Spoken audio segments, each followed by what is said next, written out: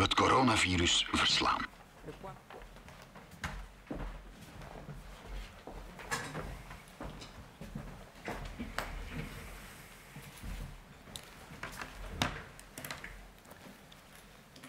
Goedemorgen iedereen, bonjour à toutes et tous. Nous allons commencer cette conférence de presse par l'intervention du Dr Ivan Latem qui va nous faire un point sur les chiffres du jour.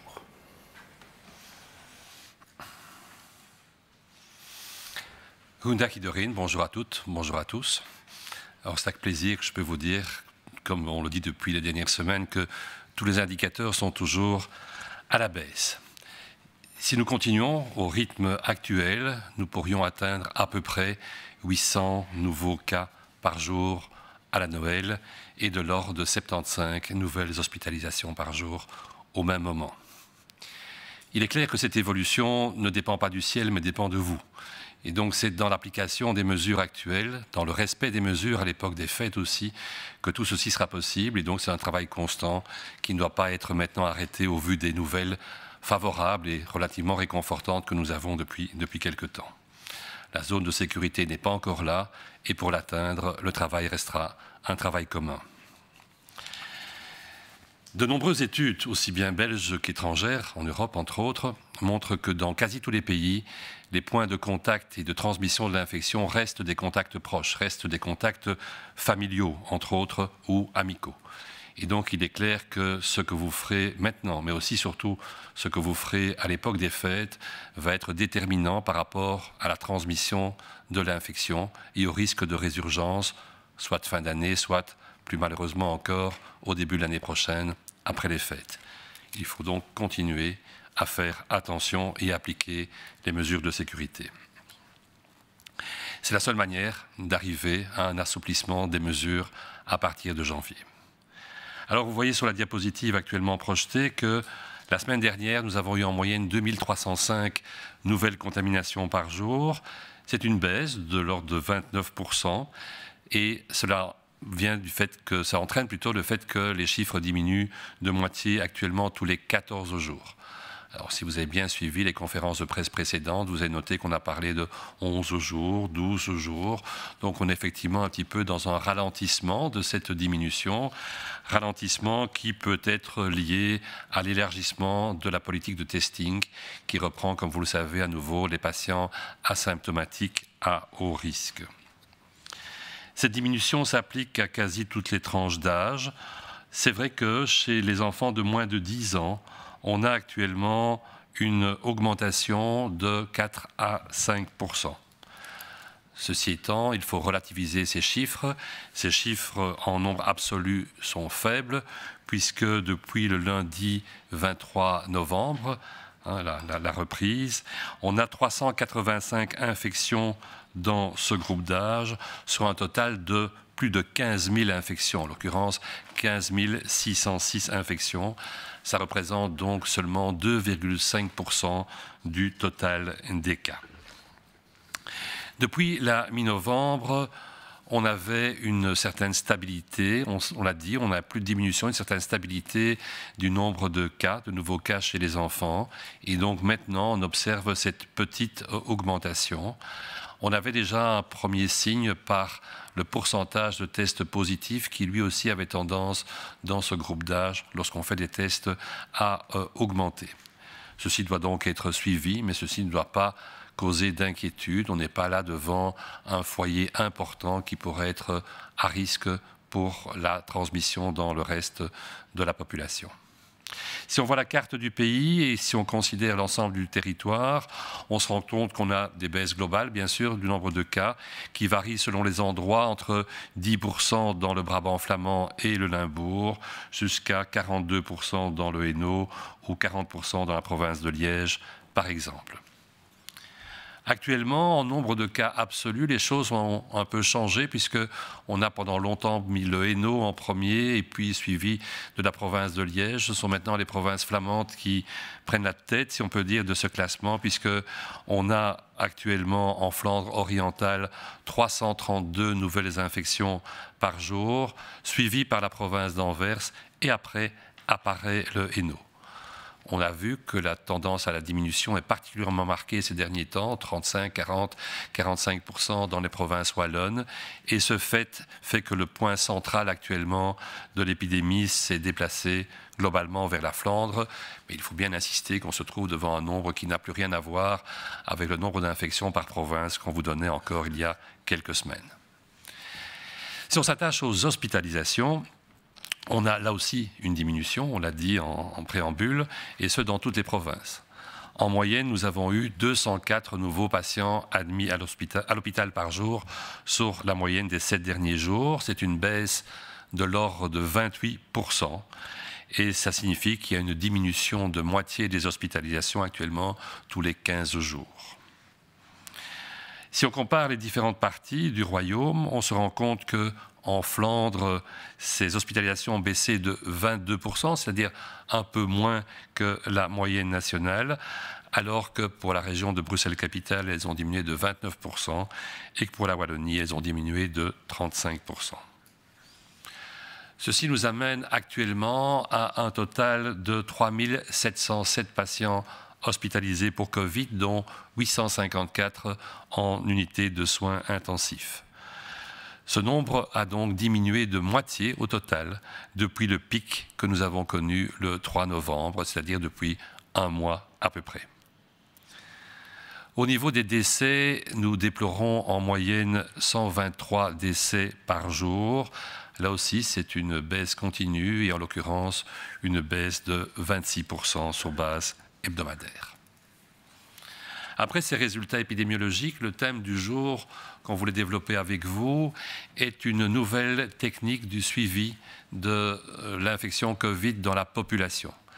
Et cette manière, qui a été initiée déjà il y a quelques mois, a mis le temps de se mettre en place, d'être coordonnée adéquatement. Depuis la mi-septembre, effectivement, on a un système de surveillance de la circulation du virus au niveau des eaux usées. Cela implique la participation de différents partenaires, des 2 régions d'ailleurs, qui sont coordonnés par Ciensano. Quel est le but? Eh bien, le but, c'est d'avoir une idée sur la circulation du virus en général par l'intermédiaire de l'analyse régulière des eaux usées, autrement dit des eaux, des égouts, des eaux qui arrivent aux stations d'épuration, sans impliquer un testing de la population elle-même.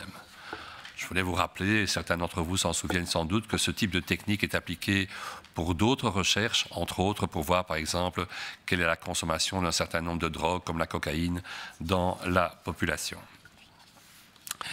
Depuis le 14 septembre, donc, depuis mi-septembre, sont effectués ainsi 2 fois par semaine 42 prélèvements d'eau usée à l'entrée des stations d'épuration. Et c'est pour un projet qui va durer, au départ en tout cas, 2 ans. Quel est le principe de ce projet? Eh bien, il se base sur le fait que le virus est non seulement présent dans nos voies respiratoires, mais il est présent également dans le tube digestif. C'est une des raisons pour lesquelles on vous a dit d'ailleurs, certains l'ont pris avec un sourire, qu'il valait mieux, lorsqu'on va aux toilettes actuellement, baisser la planche du WC avant de tirer la chasse. C'est parce qu'effectivement, on peut avoir, si on est infecté, du virus dans le tube digestif. Et ce virus dans le tube digestif est donc éliminé par les eaux usées et va se retrouver au niveau des stations d'épuration. En mesurant ainsi la quantité de virus, on peut avoir une idée globale ou régionale, et parfois même sur des zones plus petites que cela, de la circulation du virus dans la population. C'est un reflet de ce qui se passe dans une ville, dans un village, dans une région. Clairement, un des avantages, c'est que cette recherche est indépendante de la politique de testing. Vous savez qu'on a modifié récemment, pendant un bon mois, la politique de testing en fonction de circonstances d'embouteillage du système. Et bien là, effectivement, on a eu des modifications du nombre de cas de gens détectés positifs. L'excrétion dans les selles et dans les eaux usées n'a effectivement pas changé et ça permet d'avoir un suivi continu à ce point-là. Ça permet aussi d'être indépendant de personnes que l'on ne teste pas, comme les petits-enfants. Les enfants, on les teste moins fréquemment, surtout lorsqu'ils ont moins de 6 ans, par exemple. Ce sont des populations dans lesquelles l'infection peut passer inaperçue, donc on ne les testera forcément pas, mais l'excrétion virale au niveau des selles reste la même chez ce type de patients que chez les patients symptomatiques et ou testés. Il y a donc une fonction éventuellement non seulement de constatation épidémiologique, mais si on se rend compte que l'excrétion virale devient plus importante, cela peut être un premier signal pour dire qu'il se passe quelque chose dans une région, dans une ville, dans un village, et qu'il y a une recrudescence virale qu'il faut alors investiguer de manière plus attentive, par exemple par un testing plus fréquent dans la zone en question. Alors, vous voyez ici 3 graphiques, un par région. Et sur ces graphiques, vous voyez d'une part des courbes. Il y a 3 courbes. Ces courbes vous donnent les valeurs d'excrétion de 3 parties différentes du virus. Donc, essayez de globaliser ces courbes. Je pense qu'on pourrait effectivement avoir une sorte de valeur moyenne de ces 3 courbes. Et en dessous, vous voyez le nombre de tests positifs. Et donc, c'est ça qui va être analysé à chaque fois. Ces courbes sont encore provisoires. Ceci est une première discussion que nous avons avec vous sur le sujet.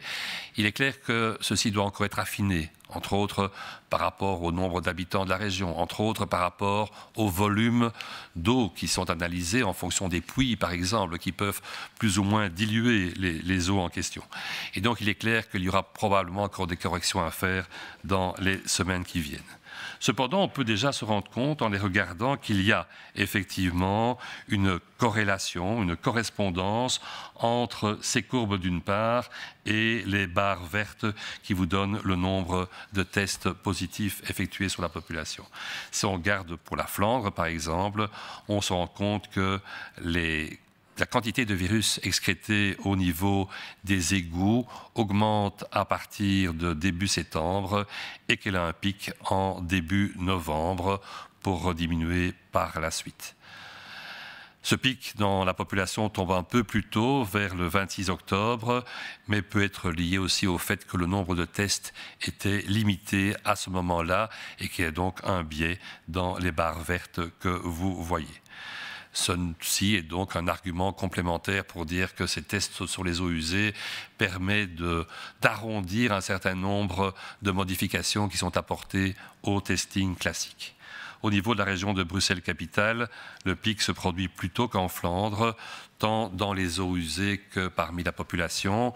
Et globalement, si on regarde les résultats pour la Wallonie, on a aussi un bon parallélisme entre les courbes dans les eaux usées et le nombre de cas positifs. Il est clair que, comme je vous l'ai dit, il y a des choses qui doivent être encore affinées, qui doivent être encore précisées, et nous aurons encore l'occasion dans le futur de vous présenter d'autres évaluations.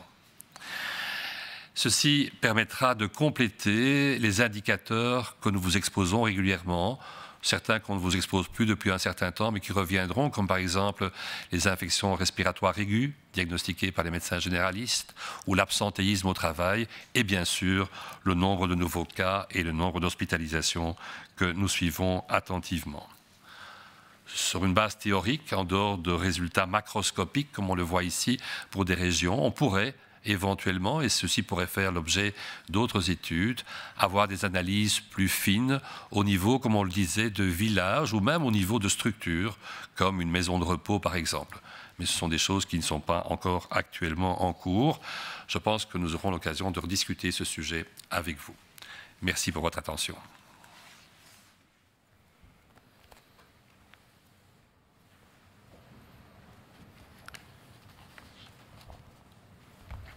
Goedemorgen iedereen, bonjour tout le monde. We mogen deze persconferentie beginnen opnieuw met goed nieuws, want alle indicatoren blijven nog steeds dalen. Als de trends op dezelfde manier blijven evolueren, dan zouden we mogelijk rond Kerstmis aan 800 nieuwe gevallen per dag kunnen zitten en 75 nieuwe ziekenhuisopnames per dag. Deze evolutie is echter helemaal geen vaststaand feit en zal in belangrijke mate gedreven worden door onze gezamenlijke inspanningen, die we ook nu nog moeten blijven volhouden. En enkel als we blijven volhouden, zullen we ook effectief in dat veiliger vaarwater terecht kunnen komen. Ik wil er u ook nog aan herinneren dat vele binnenlandse, en buitenlandse studies keer op keer erop wijzen dat het virus zich vooral verspreidt via dichte contacten tussen familie en vrienden. Wat we dus doen met kerst en nieuw zal bepalend zijn om die veilige zone te bereiken en vooral ook om daar te kunnen blijven in de weken die daarop volgen. Plan het dus klein, fijn en veilig.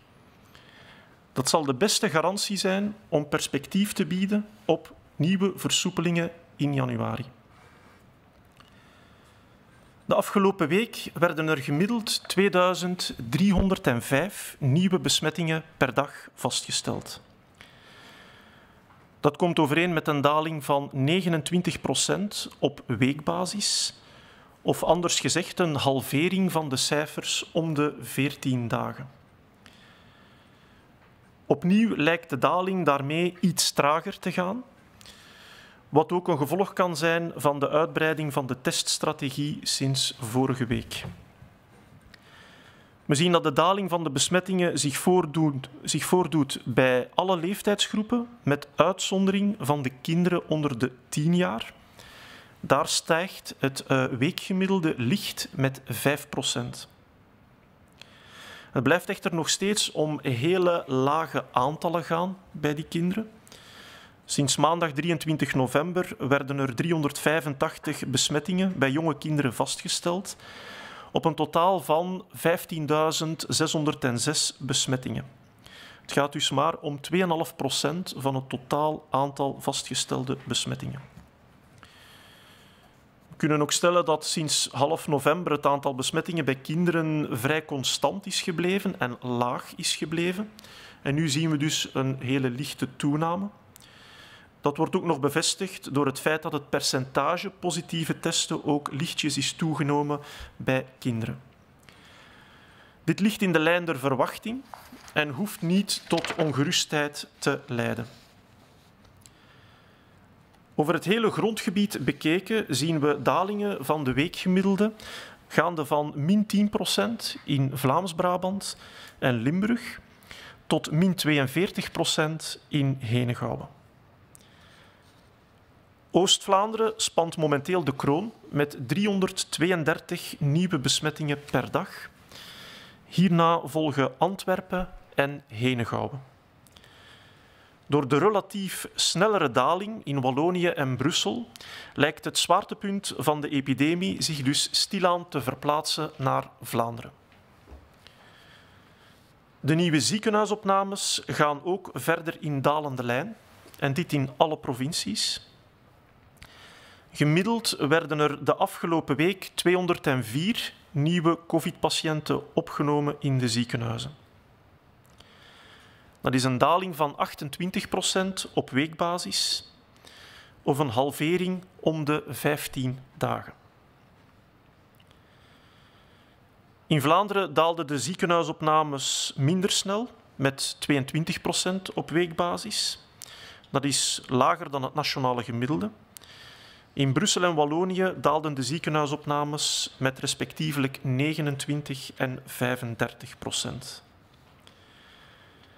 In België liggen er momenteel 3707 COVID-patiënten in het ziekenhuis, waarvan 854 op intensieve zorgen.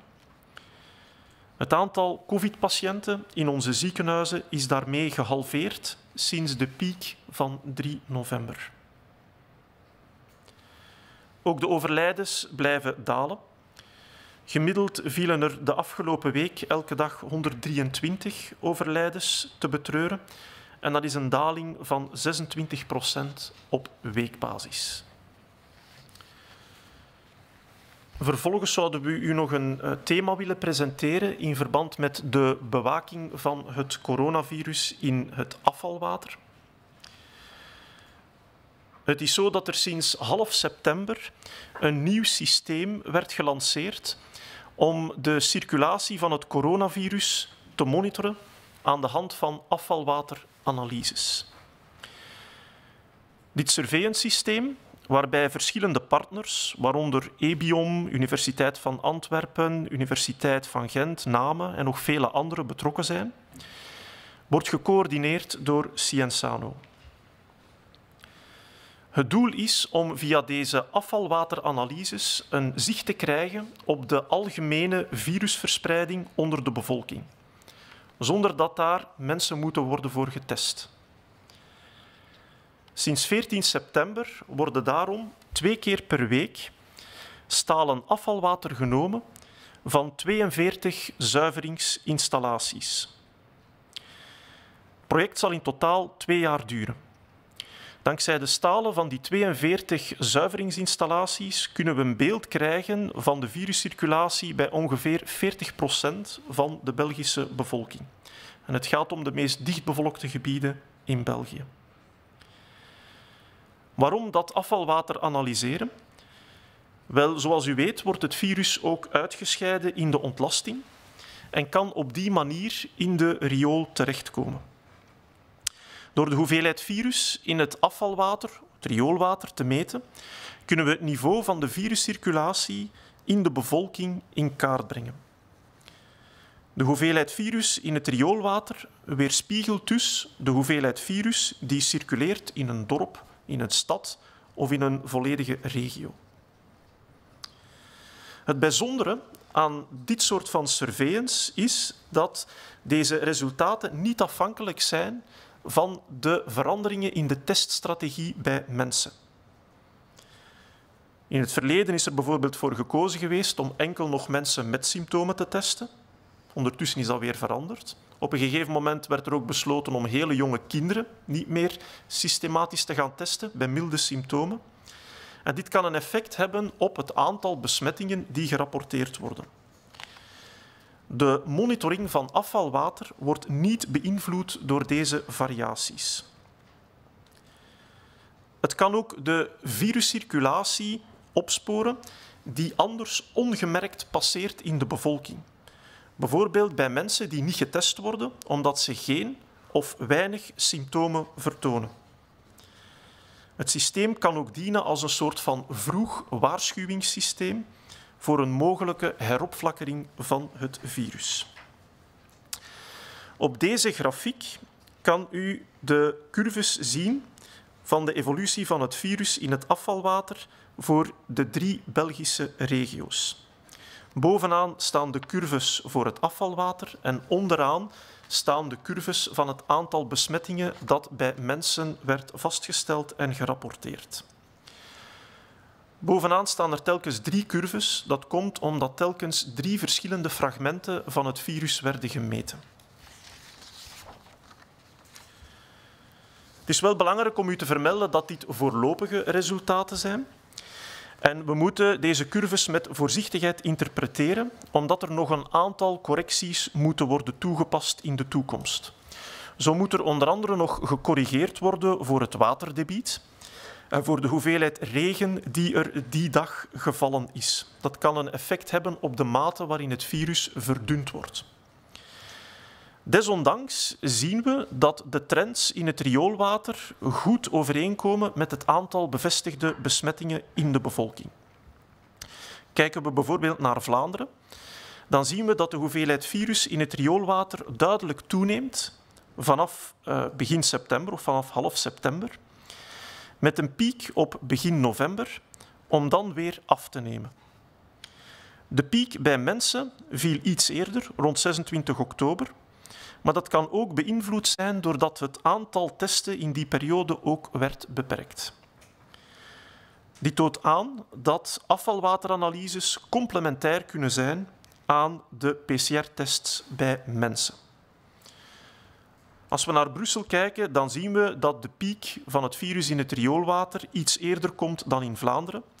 En dit komt ook overeen met de piek in het aantal besmettingen bij mensen. Verder is het wel zo dat wanneer we de verschillende regio's vergelijken, die curves nog wat verschillen vertonen. Daar hebben we nog niet meteen een verklaring voor, maar ik denk dat het belangrijk is dat er eerst nog een aantal correcties worden op toegepast. Dit systeem zal andere indicatoren, zoals het aantal besmettingen bij mensen, de griepconsultaties bij de huisarts, de ziekenhuisopnames en het werkverzuim verder aanvullen. Dit kan bijkomende informatie geven om de crisis te beheersen en de autoriteiten te helpen bij hun keuzes. Dit soort analyses kan theoretisch ook toegepast worden op kleinere schaal, bijvoorbeeld voor een woonzorgcentrum, of voor een bedrijf, of voor een instelling. Maar daar zijn op dit moment nog geen concrete plannen voor. Wij hopen u de komende weken meer informatie te kunnen geven over de opvolging van dit project. Dank u voor uw aandacht.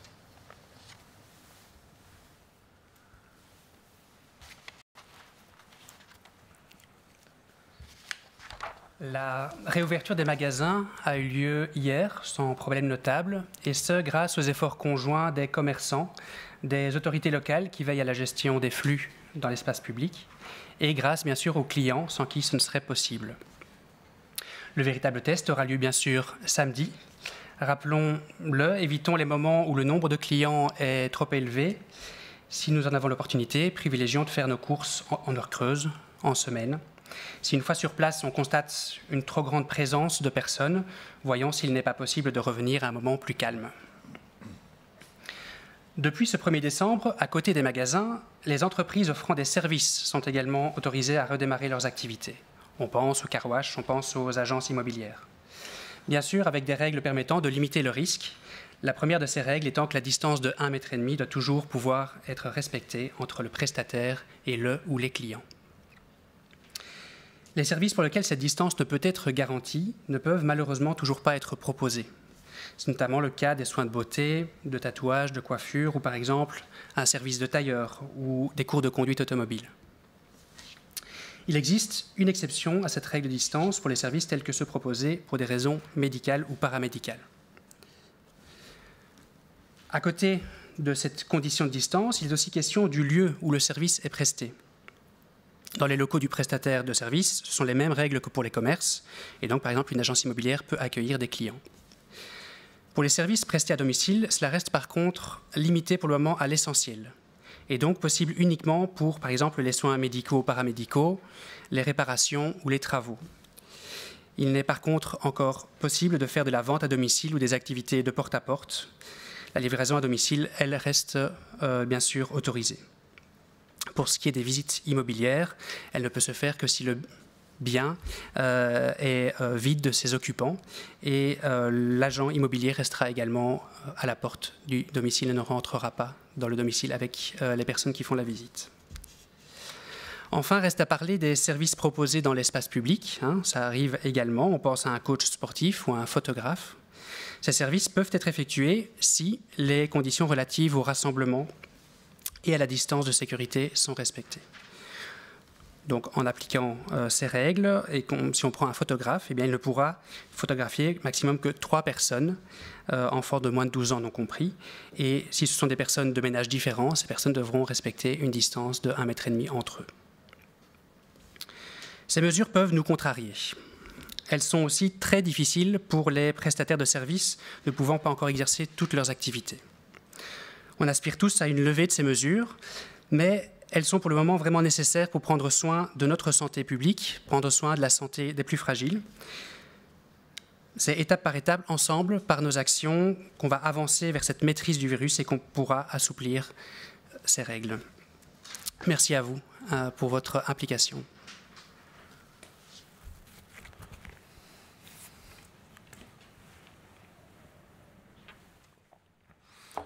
Goedemorgen.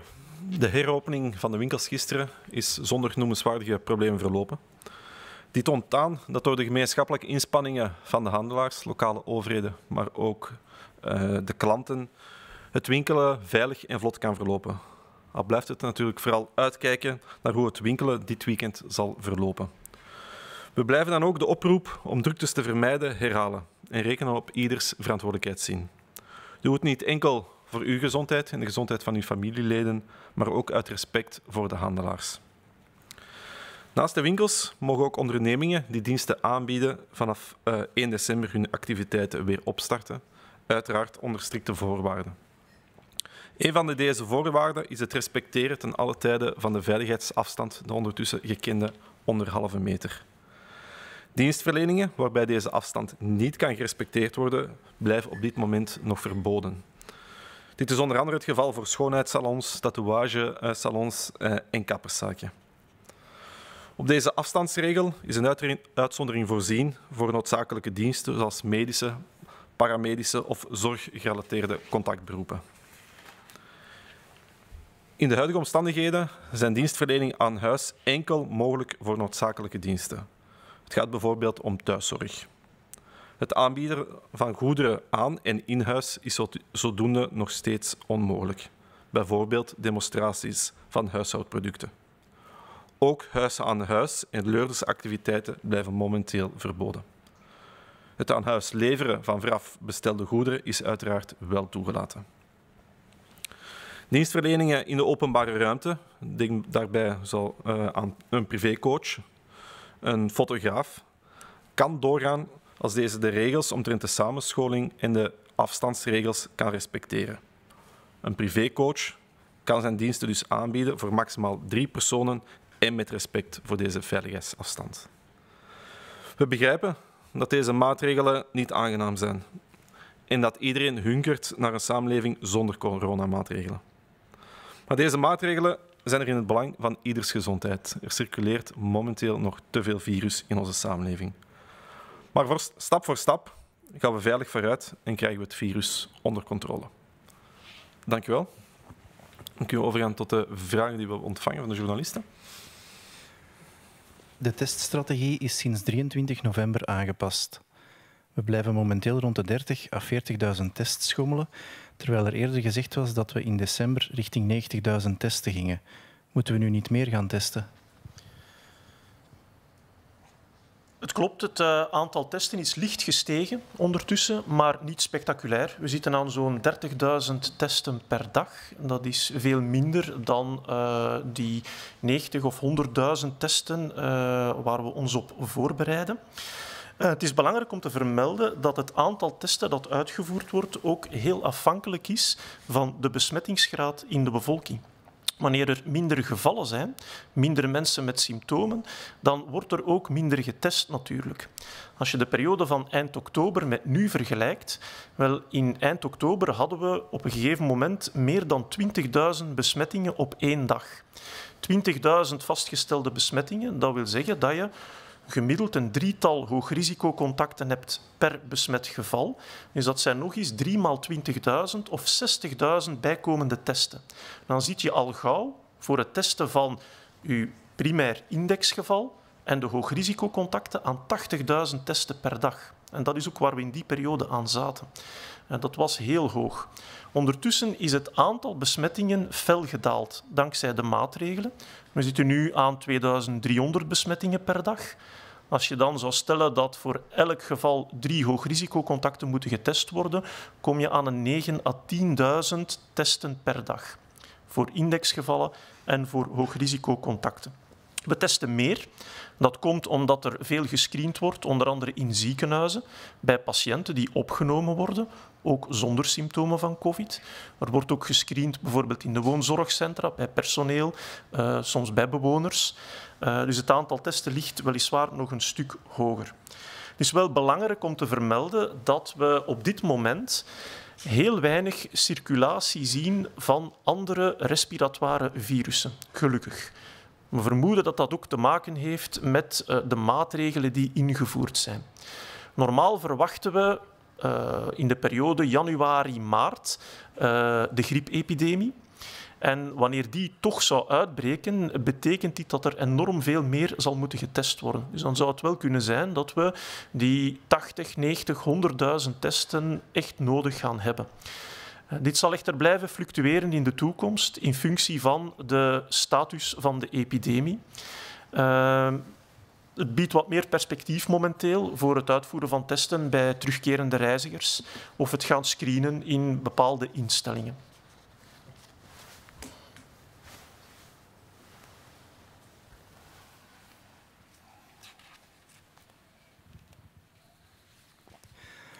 La stratégie de testing a été adaptée depuis le 23 novembre. Actuellement, nous continuons à osciller autour de 30 à 40 000 tests, alors qu'auparavant, il avait été dit qu'en décembre, nous irions vers 90 000 tests. Ne devrions-nous pas tester plus? Alors, il faut faire une différence entre la capacité de testing et la nécessité de testing. Effectivement, actuellement, il y a un peu moins de tests qui sont effectués. Le nombre de tests qui sont effectués va dépendre de la circulation du virus dans la population. Et cette circulation, on a eu encore l'occasion de vous le dire aujourd'hui, est heureusement à la diminution. Prenons un exemple. Fin octobre, nous avions de l'ordre de 20 000 nouveaux cas par jour. Si on table sur le fait que chaque cas a 3 contacts à haut risque proches, 20 000 plus 3 fois 20 000, c'est-à-dire 60 000, ça nous fait 80 000 tests effectivement qui étaient à ce moment-là effectués. Actuellement, on se trouve devant, on l'a dit aussi, à peu près 2000, 2500 nouveaux cas par jour. Si on prend ces cas-là, plus, prenons la moyenne de 3 contacts proches, cela nous fait à peu près 10 000 tests nécessaires pour dépister ces personnes et leurs contacts. On va donc tester en fonction de l'importance de l'épidémie. Et l'importance, heureusement, de l'épidémie, elle a diminué actuellement par rapport à ce qui était encore le cas il y a un mois et quelques. On teste plus que 10 000 cas par jour, on l'a dit, à peu près 30 000 en moyenne actuellement, parce que des tests sont effectués en screening, entre autres dans des maisons de repos ou dans d'autres structures, dans les hôpitaux par exemple. Il va donc y avoir des fluctuations inévitables au cours du temps de la quantité de tests réellement effectués, même si la capacité de testing qui est prête est plus importante. Pourquoi c'est plus important d'avoir une capacité ainsi significative, jusque 90 000, 100 000, 110 000? C'est que nous allons entrer dans la période des virus respiratoires. On y est déjà d'ailleurs depuis un certain temps et on a remarquablement moins de virus respiratoires que les autres années, probablement parce que nous prenons nos précautions, nous sommes à distance, les choses sont fermées, on porte un masque, on se lave les mains. Vous savez tous qu'on va entrer à partir de fin décembre, courant janvier, durant la période traditionnelle de la grippe.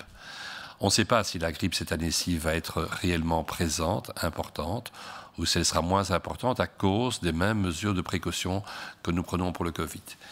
Mais si la grippe était présente, on aura des diagnostics différentiels à faire entre le Covid et la grippe.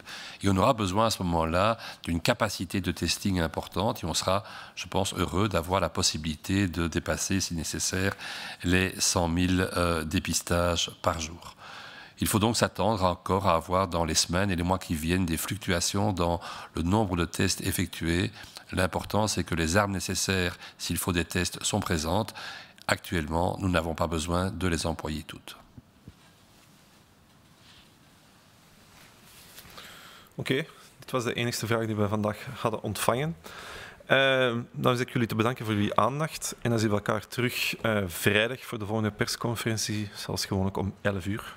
Donc, le prochain conférence de presse aura lieu le vendredi à 11 heures. Merci.